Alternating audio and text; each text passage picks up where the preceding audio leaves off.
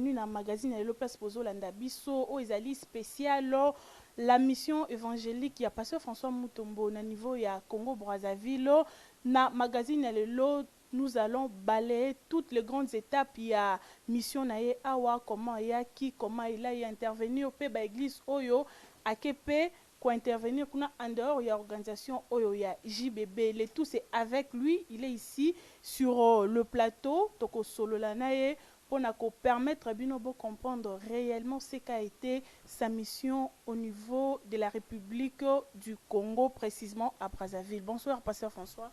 Bonsoir, maman. Alors, Pasteur François, pour Nako Banda, Tozo Banda na accueil na yo, arrivé na yo, awa na Brazzaville, comment bandeko ya les amis de la RTVH bayamba kyo chaleureusement. Tolanda cela en image et puis Tozo Nyasi.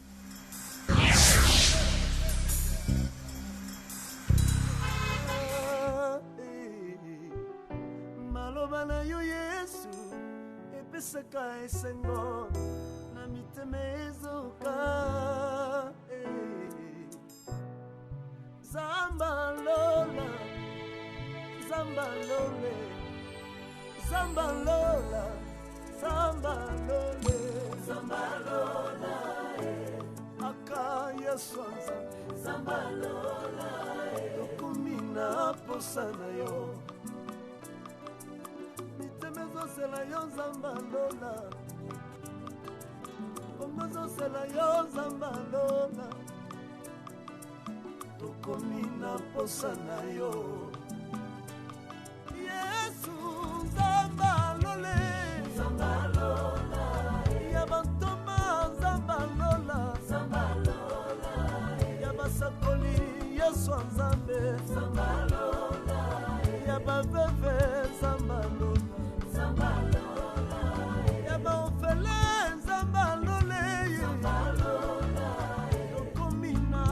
Sana yo Zambalola Église ozozela yo Zambalola Zambalola Ikoma mazana posana yo Zambalola Batuna pasi bazozela yo Zambalola Zambalola Aka Yesu Nzambe Zambalola Fongola lola yo Jésus Fongola lola Ikoma babo kalelo yo Ikoma babo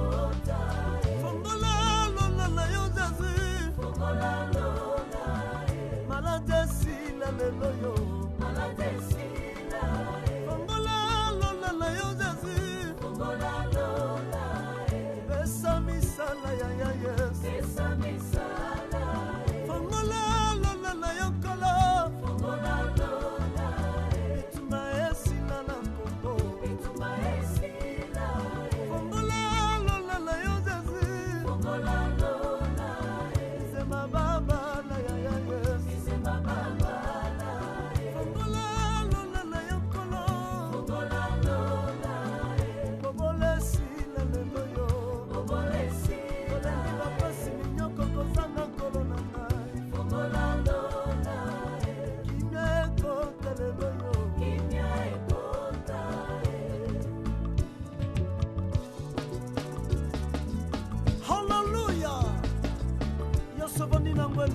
ya mama sanzo ya bana Yesu yovandi na ngwende Osina mina banselu Bela Yesu nga Zambe mongina yo Mwana maladi na via bana Obola tolapi Yesu Bela Yesu nga Mwana zalia yo Yesu yovandi na ngwende Osina mina banselu Zambe mongina yo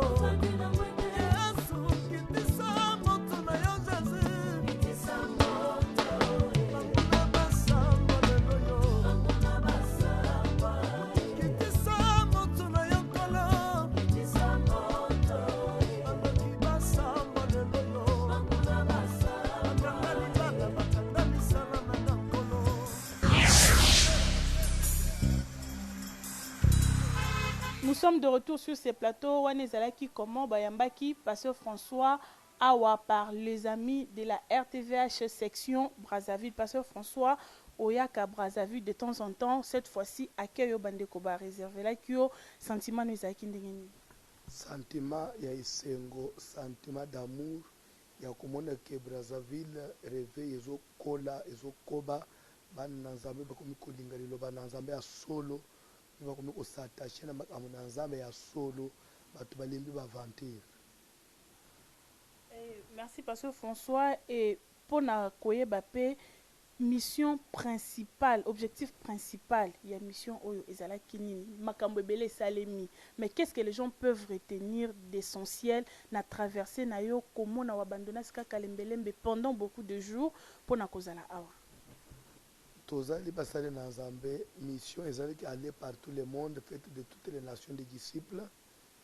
J'étais invité na Sekankombo et pas Pasteur Charles toye toteyi to talisi bato conformément pe na musala justement na Ishasa sur le renversement des hôtels côté ça bato qu'il faut babuka bike kwa famille, il faut réveiller kota quand nous disons que buka bike ko c'est ça slogan buka bike ko eza vision révolutionnaire eza botombo ki kubuka bike ko eza muto arriver na niveau au moins les choses d'une autre façon.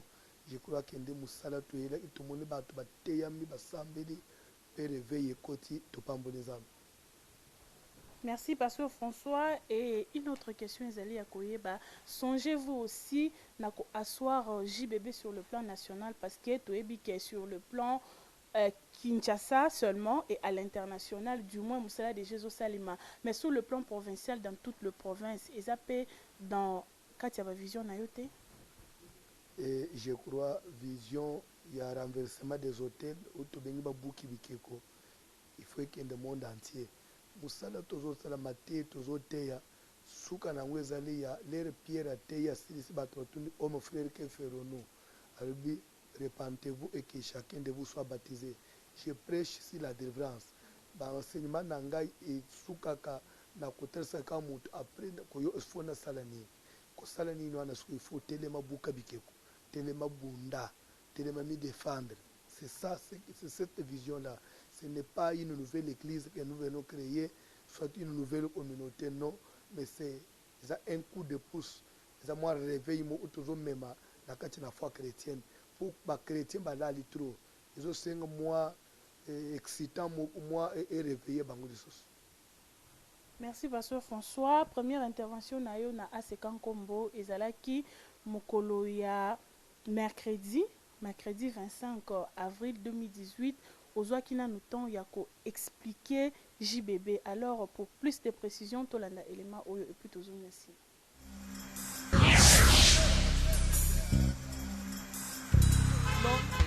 Tozobeta kelelo maboko ya bien.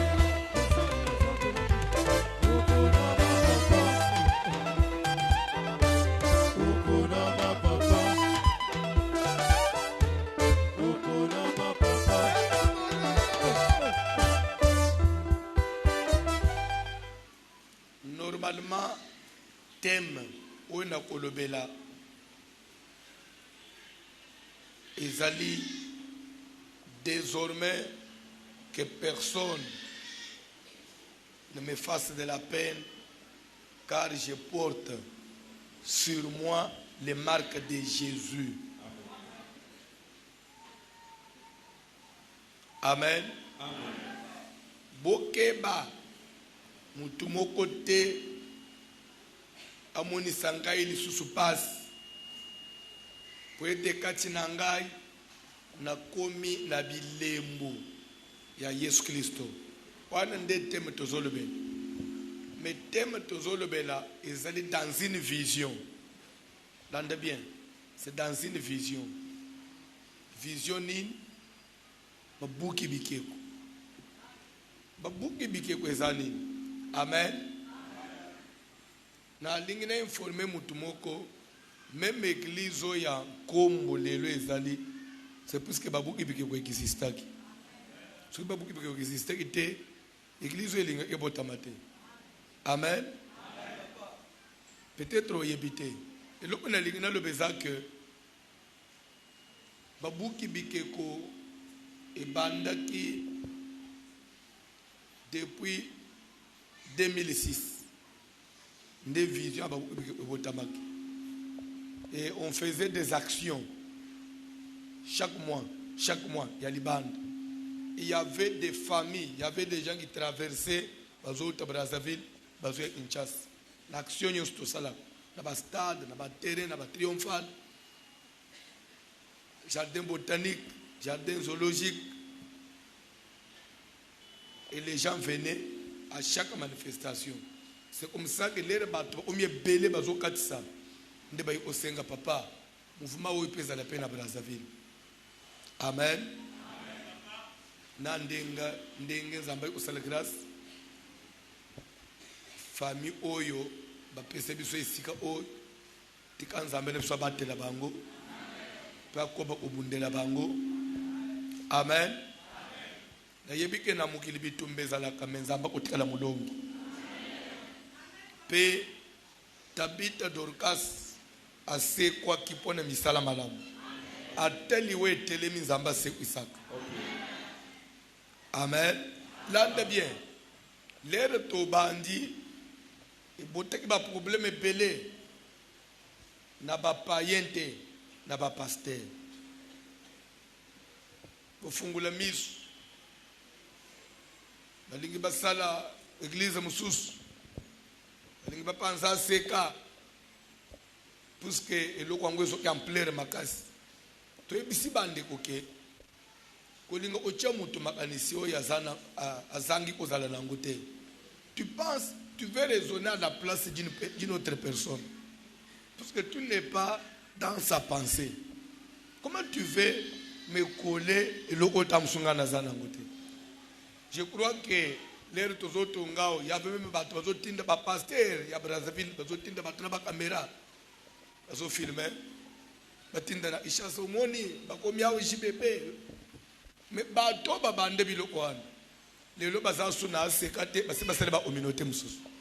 À l'époque il voulait faire voir aux gens bangonde balinga seka ole nde o mona ke lere moko pour éviter des problèmes avec les gens tout ça net moi kolembisa muke. D'après tout trouvé que ba oyo bazoboma bato bazopekisa bango te. Baoyo bazoboto la basi abato bazopekisa bango te. Ba bazomela masanga bazopekisa bango te. Mais ba bazobikisa bato nde bazosala mabe te tobikisa bato. Tobikisa bato papa. Madame omela bien wana problème te. So ote Yesu bien oh non asali babuki bikete. Babuki bikeko ezanini. Origine babuki bikeko ezali passage au total.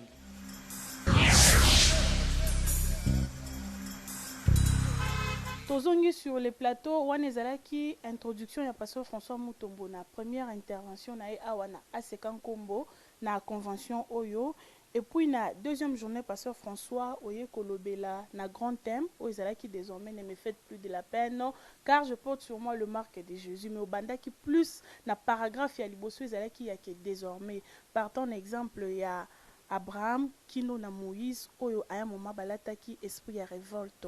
Qu'est-ce que les gens peuvent retenir de cette intervention? Sengeli Bato va comprendre que la vie chrétienne n'est pas une vie statique. C'est une vie qui doit bouger, c'est une vie dynamique. C'est une vie où Sengeli de temps à autre, à chaque fois, à chaque moment, moto a mon changement. Vous vous souviendrez, maman, quelqu'un comme Moïse, il va dire à Dieu, fais-moi voir ta gloire. Oh. Mais Moïse a passé le mer rouge. Moïse a fait un miracle en Égypte. Fais-moi voir ta gloire.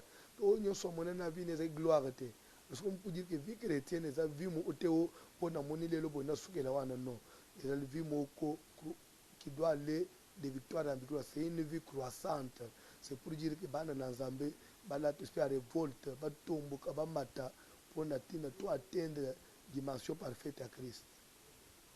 Merci, pasteur François Wanezala qui déjà deuxième intervention et puis la troisième intervention au Kolobela sur le marque de Jésus au bandi na Genèse 4 verset 15 na exemple ya Caïn au Kosukisa na ndoto ya roi Nabucodonosor le belikambo ba rêve. Cette transition là comment vous l'avez faite?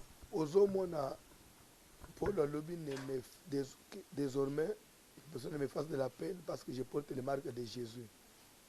Et tu on a pe que marque ya Jésus te marque ya Satan pesa Caïn parce que na marque ya Caïn ça était que ya bénédiction to ya élévation marque ya condamnation.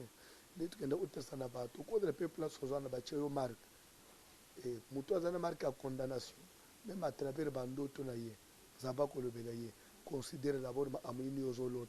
Fina yo zandenge nini. De première partie to fungula après tu ovarié tu veux sous côté mususu donc enseignement na biso na ba variété belle.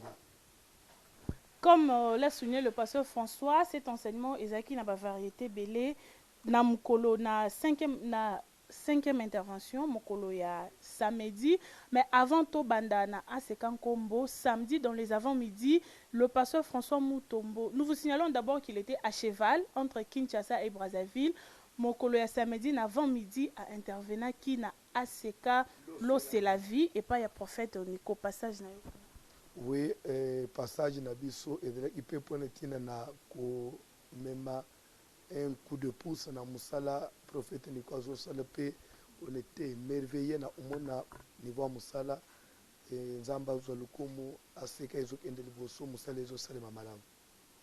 Merci pasteur François. Et puis les après-midi, oyoko na asekan kombo les après-midi, oyoko le belalisusu mingi na Galate 6 17 na grand thème o ezalaki que personne ne me fasse de la peine car je porte sur moi le marque de Jésus. Mais obandaki d'abord na likambu ya descendance ya Jacob, ba rêve ya Joseph et puis na suka oyeko conclure na likambu ya ba 4 lépreux na mukanda ya Esaïe. Omoni musala na biso ndenge tozolobela babuki bikeko c'est une vision révolutionnaire.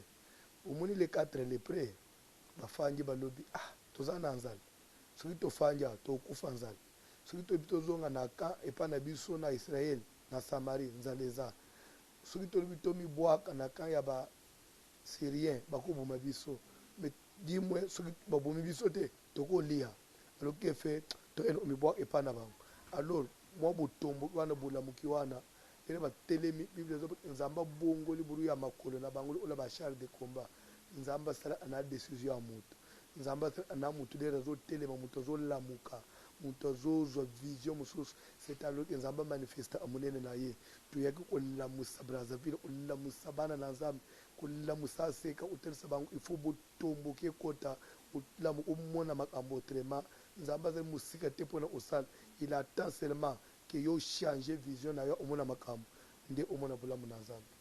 Et en passant babengaka yo pe mingi l'homme à la tunique de plusieurs couleurs na passage toujours ya Genèse au souligner qu'il likambu ya amour ya Jacob envers Joseph ou pour ça qui a ça les tunique de plusieurs couleurs pasteur François ozwa ki peton ya ko expliquer eloko wana tunique de plusieurs couleurs. Total ça qui tunique de plusieurs couleurs elingo lobanini elingo lobake Joseph et pas na bango aza bien bolingwa papa aza bien koyina ya bande il s'adapte esclave à s'adapter tinanda wa Potifar nzamba zo rendre prospère na prison il s'adapte à comme capitaine il était à l'aise il interprète les songes de la prison na primature il s'adapte à tanga classe T mais à diriger mbo ya bato amaile place science et bandela plusieurs couleurs, c'est-à-dire que c'est quelqu'un qui peut s'adapter à des terrains. Il est capable aussi d'interpréter bilo onyos. Il peut prêcher sur le mariage, sur la doctrine, sur la délivrance, sur la crainte de Dieu, sur la sanctification, sur le Saint-Esprit. Plusieurs couleurs, ils ont s'adapter à onyos. Merci beaucoup, pasteur François. Et là, directement, toujours les la dernière journée, Mukolo ya dimanche 29 avril 2018, dans les avant-midi, d'abord, nous vous signalons qu'il avait traversé pour Kinshasa. Kuna akenda ki ko continuer le renversement des hôtels tokoki koyeba sous-thème ni lobela ki kuna.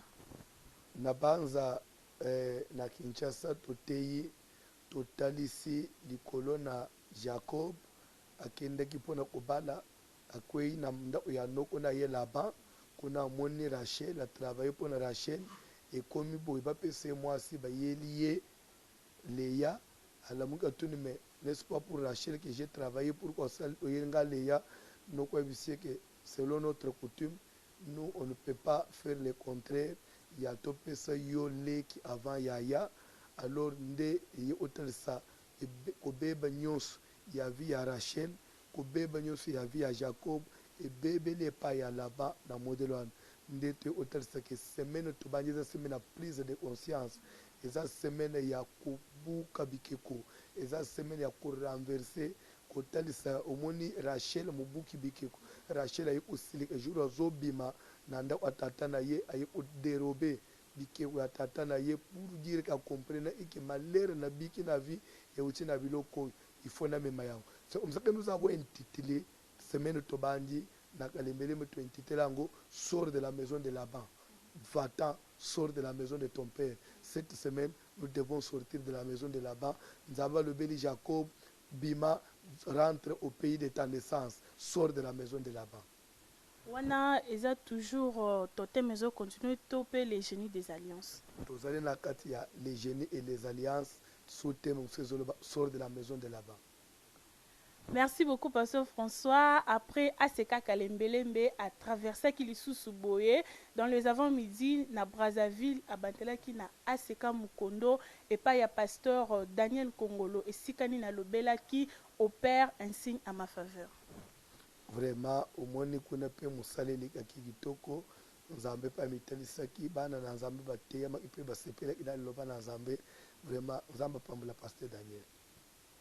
Merci beaucoup, Pasteur François. Mesdames et messieurs, toujours continuer, mais petit à petit, déjà, Tokokende Poto libérer Pasteur François parce que restez toujours branchés, toujours zoapé, haute ya manifestation, Azapena Biso a déjà pembeni. Tokomi Sikoyo na Asekankombe, Sikasko Makambu, Ei Mindondo, Ndenge, Brazzaville Balobaka, Pasteur François, Obani Kaboli, enseignement na yo na deux parties. Obandi d'abord na première partie toujours na Galate 6-17 mais wana toke na Genèse olobeli likambu ya makambo faki biloko faki batongela Exode plutôt comment faki batongela bana ya Aaron ba souverain sacrificateur comment faki batongela bango bilamba pona kotalisa dignité na bango na musala na bango. Kuna togendaki kotalisa toujours sur la marque, kotalisa que personne désormais ne me fasse de la peine, car je porte sur mon corps les marques de Jésus.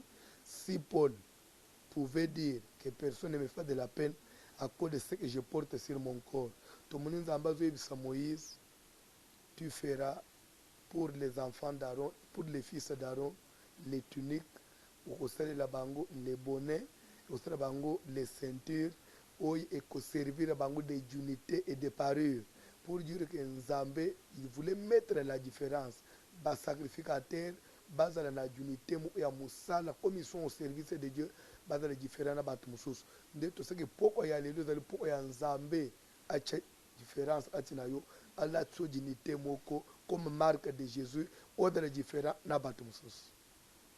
Là c'était la première partie et puis la deuxième partie Théoko Kende na Genèse 48, à partir du premier verset, le transfert de grâce, Pasteur François, première sous-question, Bandekope Batuna qui est-ce que transfert de grâce est possible? Pourtant, aux qui peut on expliquer en gros, partons dans exemple, il y a la femme éthiopienne qui est pas ça. Mais d'abord, ce qui n'a tenu parce que transfert de grâce, c'est possible. Moi, c'est le tanga il a assimilé l'ambana Jésus. Jésus, autres qui m'a touché, car une force est sortie de moi. Surtout en ayant transfert de grâce bien années.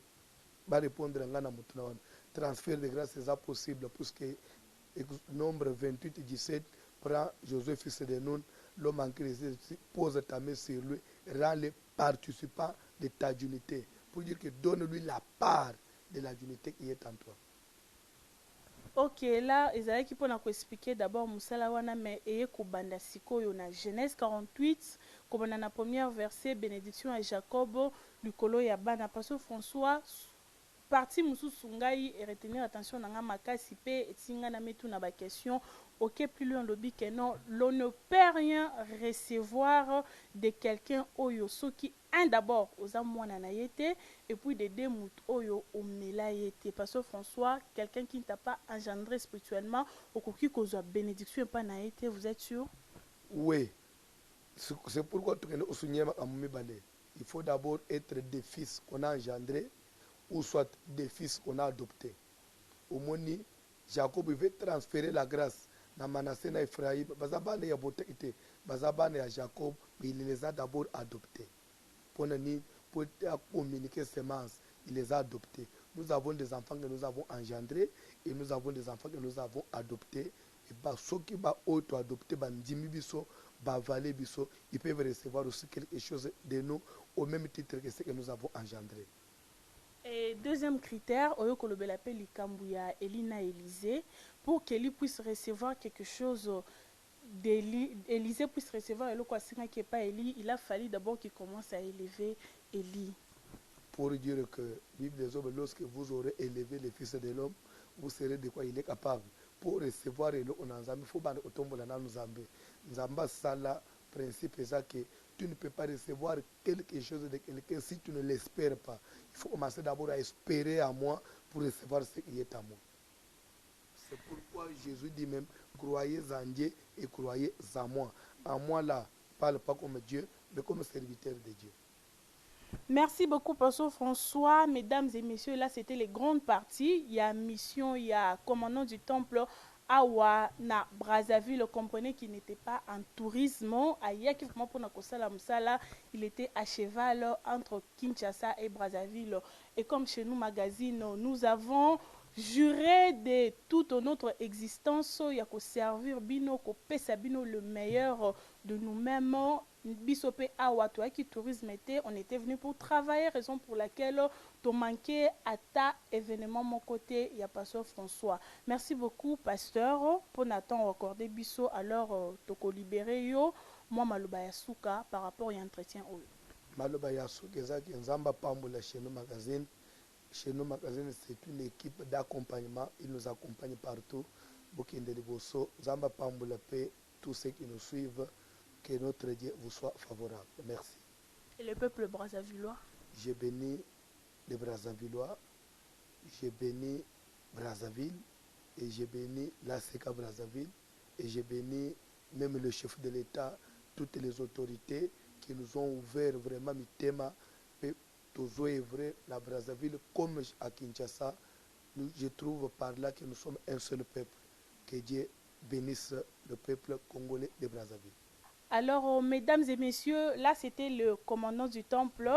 Oyo auti kozwa tonae pour na ko expliquer musala oya sali awa na Brazzaville. Je vous ai dit que le pasteur Charles Mpoyuke, le hôte de cette manifestation, Azape Musikate déjà awa Tolanda élément oyo intervention il y a pasteur France non Tolanda ba réaction il y a bandimi plutôt ba participant na milulu oyo bandimi ya asekan kombo na sima milulu oyo comment ba bimisi makamna mtema na bango après 5 jours au papa Zui na asekan kombo. Suivant et retournons.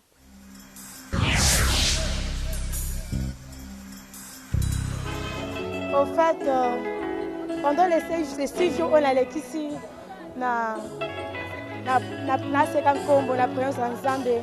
Na retenir eloko moko que la vie à moto tozalaka na ba marque oyo ezalaka négative ou ezalaka positive, c'est-à-dire que utamela ba source na biso tozalaka na ba marque oyo parfois que okomona ke moto akoki kobonga na vie te cause na oyo koza parfois marque oyo oza nango ya libota oyo eza négative. Mais par rapport à ya parole pendant les séjours na comprendre que Koyaka la présence en Nzambe na zi enseignement et Aïsui marque ya sika na vie na qui est Jésus-Christ de Nazareth. Voilà. Non, papa François, s'il faut te dire quelque chose, na olobana papa ou mela lisusu. Parce que ozo porter un plus na jeunesse congolaise. Ou apporter un plus na mboka na biso Congo Brazzaville. Toi ko comprendre makambo ebele. La cause de la jeune fille n'a pas la tête, n'a pas se poser la question pourquoi, alors que dans une marque, nous n'a pas la tête.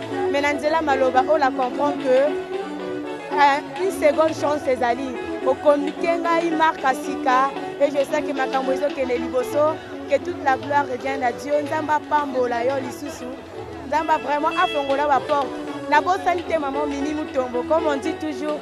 Derrière un grand homme, il y a toujours une grande dame. La bonne santé, maman Mimi Mutombo. Et je serai méchante. Un grand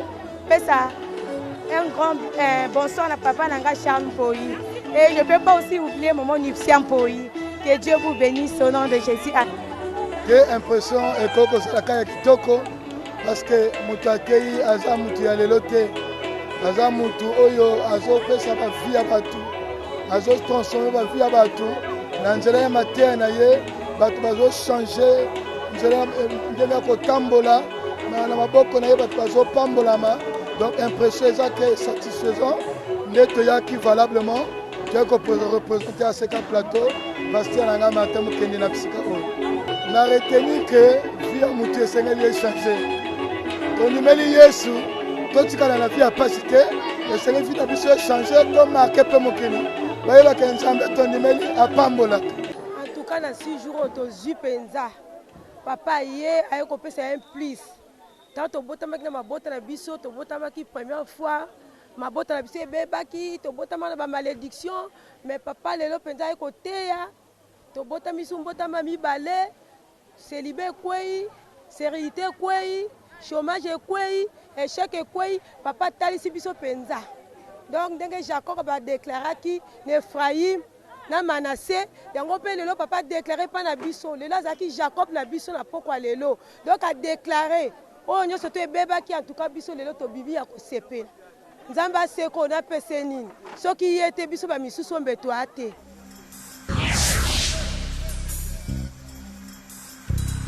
Nous sommes de retour sur ce plateau. Là, vous avez compris comment Banaya Asekan Kombo Oyo Bamela Papa Nabango Pasteur Charles Mpoyi Pe Papa Nabango Lisusu.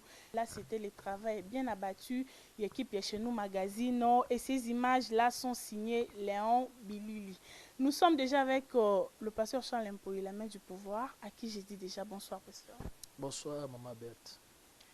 Ndenge Bakino Balobaka, et le Konyango ici la kate to bandaki, tout est bien qui finit bien. Bon, Bana Nanzaï ba échoua kate, et nous on n'échoue jamais. Ça a bien commencé, on a bien fini. Et nous remercions le bon Dieu, le Tout-Puissant qui nous laisse, qui nous abandonne jamais, qui nous assiste toujours à nos rendez-vous.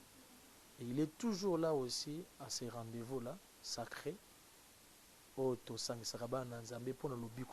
savez, ce que tu as bana nanzambe zaka poba bikisama. To sangisaka bana nanzambe po na kivedetariate, to sangisaka bana nanzambe po to la sanatoza supériorité, mais to sangisaka bana nanzambe pour leur kobika na bango. Parce que nous avons une mission, basel nanzambe, bana nanzambe, aller partout le monde, prêcher la bonne nouvelle, à celui qui croira sera sauvé. Donc le nom de Jésus doit être propagé et on doit sauver les enfants de Dieu pour que mokolo wana tant que le kobeta tous à la paix belle.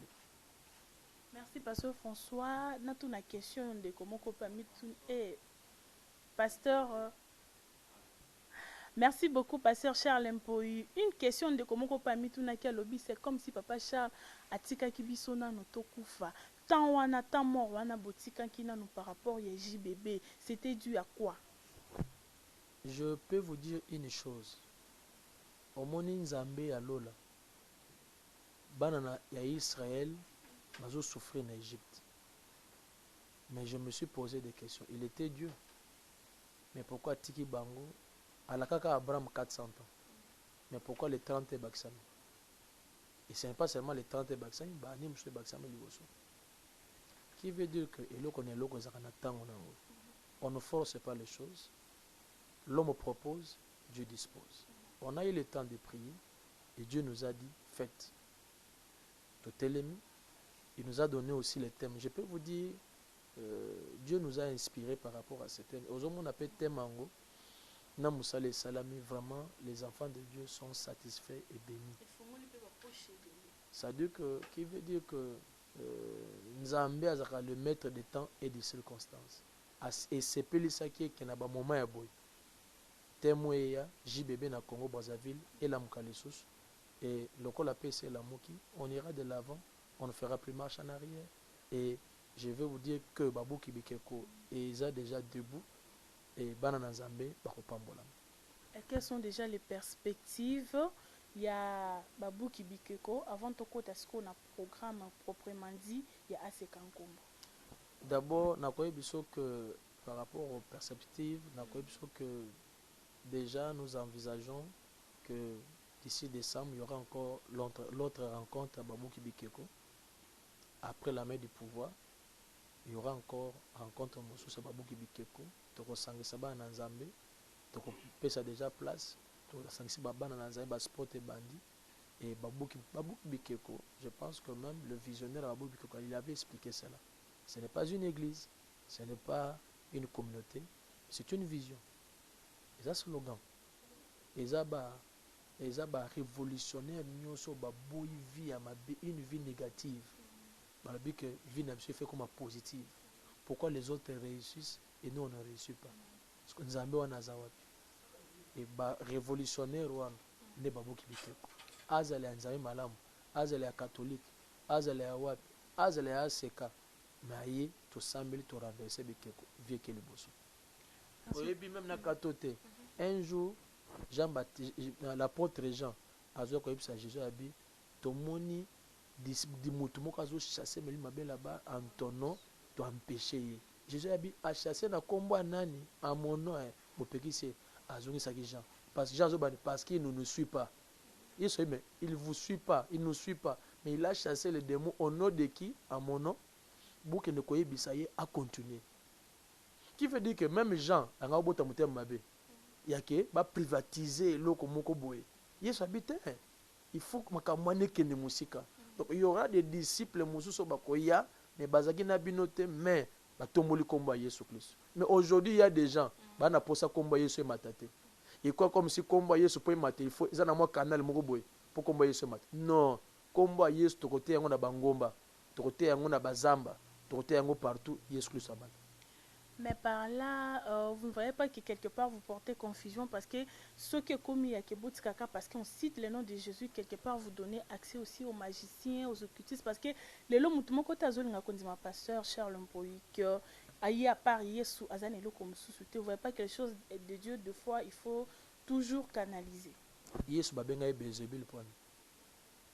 Jésus a délivré les gens, babenga Belzébul. Et après, Yesu a dit, mais ce bobenga Belzébul et vos fils, bazo chasser ba démon na kombana. Donc bana na bino nde ba rozala, ba juger bino. Lelo, ce qui mutamo na passe sorcier. Ce qui muto viezo ke eza mabe ndoki. Ce qui muto quand même nzamba zo sunga magicien, ce qu'on a tenu ce ko to zala wapi.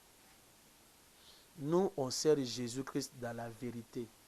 Et on cherche Jésus-Christ dans ndenge ya solo. Oya monike tosa na kisi. Ah. Ya biso to yebike tosa basali ya Nzambe ya solo, pe tosa la Nzambe na ndenge ya solo. Oya boy afani, oya ndimi alande biso. Merci fidèles téléspectateurs de chez nous magazine bauti kosala musala moko makasi, musala ezaki makasi tongo midi pourquoi vous remarquez même na ba visage na bango qui sont vraiment fatigués. Oyebi le matin, il y a eu culte. Aujourd'hui, le matin, l'église est Samuel Natongo, de 7h à 12h. Et il y avait beaucoup de gens. Nous avons que tout Samuel de 7h à 12h. Tout Samuel priait, tu baillais belé. Et belé, je vous dis. Tout ici, tu peux me décalage à 2h. Prière et bandit 14h. Merci beaucoup, Pasteur Charles. Alors, tozo apona kosili ça programme ya Asekan Kombo. Tokomi sko na makambia après cela. Makambia JBB Leki. Comment continuité zo salema na Asekan Kombo? Na koyebi sabana na Nzambe, je pense que depuis le matin, on a lancé un nouveau programme. Il y a culte à Tongo de 5h à 6h. Et les bontés de l'Éternel ne sont pas épuisées, ni ses compassions. Il renouvelle sa bonté chaque matin pour ses enfants. La lamentation Balobiango, c'est-à-dire chaque matin, on commencera à renouveler la bonté de l'Éternel sur ses enfants de 5h à 6h. Batubaye Basamil Bake Moussala. Asekan Kombo prie chaque jour. Du lundi au vendredi, tous en a 3 cultes. Premier culte est d'abord de 10h à 14h. Deuxième culte est bandit 16h, 19h fort. Et troisième culte, c'est la nuit. Chaque jour, Allah, c'est quand il y a veillé. Et quand on a raté, il y a veillé. De 23h à 2h du matin. Sauf le vendredi, des prières et bandaka, prières des champions, ça commence de 10h jusqu'à 19h fort.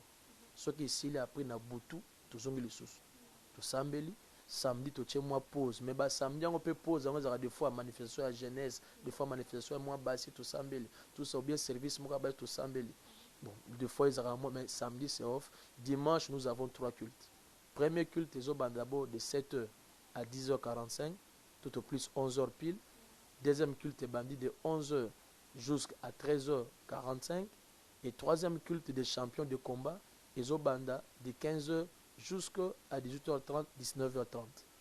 Tout semble bon. Et là, c'est quand on a besoin d'un service où ils ont jusqu'au le 20 mai, tout un service où il y a les alliances négatives et les alliances positives. Tout tirons dans Mukanda, il y a Hébreux chapitre 8, verset 7, où la Bible dit en effet, si la première alliance n'avait pas de défaut, pourquoi changer la deuxième? Qui veut dire que si l'alliance, il y a les beaux qui ont défaut, deuxième est ce qui deuxième est à partir de Jésus parce que Jésus a eu avec sacerdoce et tourné en boca batute et tourné en boca nzambe et au ezina en boca ya batu ezina ba défaut yango o ya Jésus Christ et avec ba promesse meilleure fondée sur une alliance excellente nde ozomona Jésus a une deuxième alliance et à partir de là nde tu comprendre que il y a des alliances qui sont négatives. Oh, il faut tout l'ongolango pour remplacer avec les alliances qui sont positives. Et là-bas, je pense que de ce qu'on y a, c'est comme Royo Kandenge Matézo, l'enseignement est en train de se dérouler et la prière est très très forte. Il y a des délivrances qui sont na banza asekan kombo na benga ngo hôpital. Les gens viennent, musu bakoka batamboli Bethesda. C'est-à-dire que bakoka batambolaka batamaboma bazora ba guérison. On n'est pas là pour parler d'abord de ça, non pas d'abord na oezali musala nzambe ndenge salema, la parole de Dieu est prêchée et nzamba zobiki sabato. Et je peux dire c'est d'abord ça musala ezali il y a asekan kombo. Pasteur Charles, nous sommes arrivés pratiquement à la fin. Alors, pour nous libérer, ce qui te coquille sous adresse, il y a un séquent combo ainsi que le numéro de contact. Asekan Kombo est situé sur 4 rues Tankombo, derrière le PSP Kombo, non loin de la télévision congolaise. Ça veut dire que Batbauti, Talangai, Ngamakoso, ils viennent par Talangai, même Oti, Wenze, ils viennent par Talangai. Si vous descendez au PSP Kombo, derrière le PSP Kombo, il y a une église bâtie en étage. Vous arrivez là, nous sommes là. Bao bazuta mungali, bazuta poto, baouti plateau de 15, baye panzela mukondo. Après, so comme dans la télévision congolaise, au bimini la télévision congolaise, au bibo la tsanga PSPencom, c'est non loin là, balakisio derrière le PSPencom, on est là, ba coordonnées nabiso téléphonique ezali 00242 préfixe d'abord à Brazzaville et 05 529 68 49. Je reprends pour la bonne compréhension. 05 529 68 49. Le deuxième numéro, c'est le 06, toujours avec préfixe 06 941 49 41. 06 941 49 41. Avec ces coordonnées, on est facile à être joignable. On est joignable par ce numéro et le pasteur Charles reçoit chaque mardi et chaque jeudi de 14h à 17h30. Un petit mot de la fin par rapport à l'entretien. Je dis d'abord merci à le Tout-Puissant. Merci aussi à Papa Évêque et merci à Papa François parce que c'est un père. À chaque fois, Tobeng Sakayen à Brazzaville, à Salamusala, il ne ferme pas la porte. Je dis merci à lui. Nabana Nanzambe Nyos, Mazona Nabiso, Nababuki Bikeko et le peuple congolais n'a confiance Basala Kabiso et je bénis le gouvernement congolais, le chef de l'État Denis Sassou Nguesso pour cette liberté. Il y a Keto Sala Musala Nzambe et Nzamba Baxele Mikolope à Pamolaï et Nzamba Pamola Pebino chez nous. Basali Nzambe Nyos na traverana bango na Asekan Kombo, bana Nzamba Asekan Kombo, Nzamba Pambola Bango, ba département Nyos, que Dieu a Pambola Bango. Merci. Que Dieu vous bénisse. Mesdames et messieurs, c'était là sur ces plateaux le pasteur François Mutombo. Voici l'homme qui comment expliquer mission naé à long et à large ici na Brazzaville. Et puis to MBP pasteur Charles Mpoy Oyope azanga ki malobate par rapport à Milulu Oyo Bolandi pe programme ya Asekan Kombo. Vraiment c'était là l'objet ya magazine ya lelo spécial Brazzaville. Grand merci à vous tous qui nous avez suivis sur la RTVH show les lundis. La rediffusion c'est déjà pour ce vendredi, mais entre-temps les vidéos non-stop sur notre chaîne YouTube chez nous magazine TV. Écrivez-nous sur le numéro qui est affiché au bas de l'écran. Et puis, beaucoup de biso peut tout on a ma page nabiso chez nous magazine, chez nous découverte, à nous les enfants, Tozali Wana pour vous servir. Grand merci à ces images qui sont signées Léon Bilili, qui s'est fait assister par frère Herman. Frère Herman, il y a Asekan Kombo. Je salue aussi Papa Beni Kikwe, Oyopet Otambola Kinaye. Grand merci na Papa Nabiso, François Mutombo. Voici l'homme. Grand merci à pasteur Charles Mpoyi, Maman Nupsia, Bana Nyonso, et pourquoi pas aussi notre cher papa, l'évêque Pascal Mukuna, le patriarche de la grande communauté ACK. Grand merci à lui aussi pour na soutien toujours na Moussala Oyoba, Peuple Nyonso Brazzaville, Serge Jo, les amis de la RTVH, Choboza et Belé, vraiment, Bolimbisa, Oba Kompetangami, Papa Serge Kabamba, Bino Nyonso, vraiment, Boza et Belé. Grand merci pour na accueil, na séjour et les kaki kitoko mingi. Rendez-vous la semaine prochaine pour na ba élément et cette fois-là déjà, nous allons traverser de l'autre côté.